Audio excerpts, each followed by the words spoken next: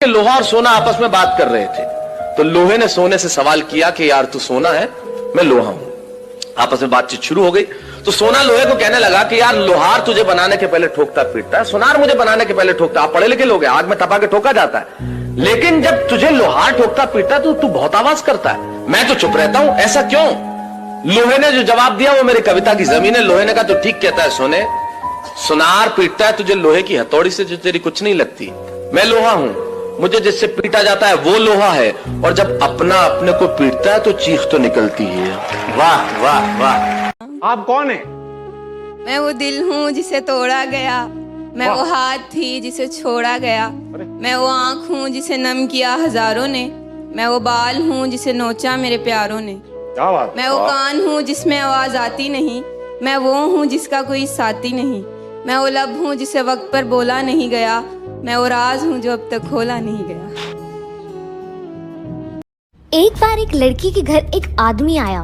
लड़की ने दरवाजा खोला तो आदमी ने पूछा कि एक गिलास पानी मिलेगा। लड़की ने कहा हाँ जरूर, आओ बैठो। आदमी अंदर आया और बैठ गया, और जैसे ही लड़की पानी लेकर आई, आदमी ने कहा अरे वाह, इतना बड़ा घर। लड़की बोली हाँ, हम बहुत पैसे वाले हैं। आदमी बोला अरे वाह, इतना महंगा फर्नीचर। लड़की बोली अरे बताया तो, हम बहुत पैसे वाले हैं। आदमी इधर उधर नजर घुमाने लगा और उसकी नजर नोटों के बंडल पर पड़ी और बोला अरे इतने सारे पैसे। लड़की थोड़ा सा हंसी और बोली अरे हम पैसे वाले हैं यार। फिर आदमी ने अपनी जेब से लेटर निकाला और लड़की को दिया। लड़की ने पूछा ये क्या है?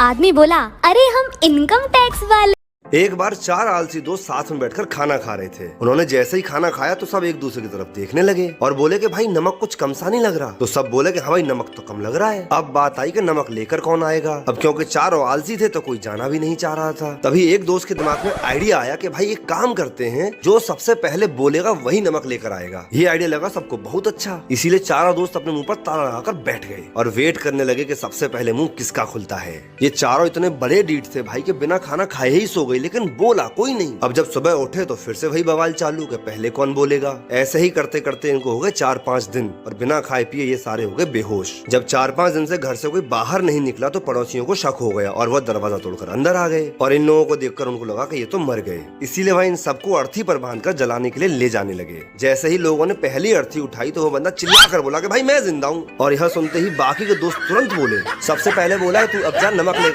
एक बूढ़ी औरत 2 लाख रुपए जमा करने बैंक जाती है। मैनेजर ने बुढ़िया से पूछा इतने पैसे आपके पास कहाँ से आए? बुढ़िया बोली मैं शर्त लगाती हूँ कि आपको भी शर्त लगानी है। मैनेजर बोला नहीं। बुढ़िया ने कहा वैसे भी आप मुझसे शर्त नहीं जीतेंगे। मैनेजर को गुस्सा आया और वह शर्त लगाने के लिए तैयार हो गया। बुढ़िया बोली शर्त यह है कि कल सुबह 10 बजे मैं आपको 2 थप्पड़ मारूंगी और आपका पूरा शरीर हरा हो जाएगा। अगर ऐसा नहीं हुआ तो मैं आपको 10,000 दूंगी, और यदि ऐसा हो गया तो आप मुझे 10,000 रुपए देंगे। मैनेजर सोचा ऐसा संभव थोड़ी है, उसने शर्त मान ली। अगले दिन बुढ़िया अपने वकील के साथ बैंक पहुंची और शर्त के अनुसार उसने मैनेजर को जोर से 2 थप्पड़ मारे। इतने में वकील दीवार से सिर पीटने लगा। मैनेजर ने बुढ़िया से पूछा ये आपके वकील को क्या हो गया? बुढ़िया मुस्कुराते हुए बोली मैंने इससे 20,000